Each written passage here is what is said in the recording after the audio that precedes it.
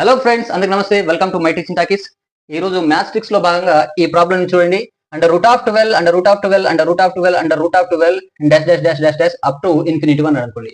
దీని వాల్యూ ఎంత అని అడిగినప్పుడు అటువంటి సందర్భంలో ఈ అండర్ రూట్ లో ఉన్నటువంటి నెంబర్ ఏదైతే అదే ఆన్సర్ అవుతుంది. ఇక్కడ 12 ఉంది కాబట్టి ఆన్సర్ 12 అవుతుంది ఫ్రెండ్స్. సో ఏ నెంబర్ ఉంటే ఆ నెంబర్ ఆన్సర్ అవుతుంది. అదే విధంగా ఒకవేళ ఇన్ఫినిటీ తీసేసి మళ్ళీ వేరే విధంగా అడిగింది అనుకునే ఆ క్వశ్చన్ చూడండి. ఎలా ఇన్ఫినిటీ అంటే సర్టెన్ నెంబర్ వరకే అనమాట. అండ్ రూట్ ఆఫ్ 12 అని చెప్పేసి అన్నిటిని ఒక 5-6 రూట్స్ ఏమైనా ఇచ్చింది అనుకోండి. అప్పుడు ఏం చేయాలంటే ఆ నెంబర్ ఏదైతే ఉందో ఆ నెంబర్ ని రాసుకోవాలి.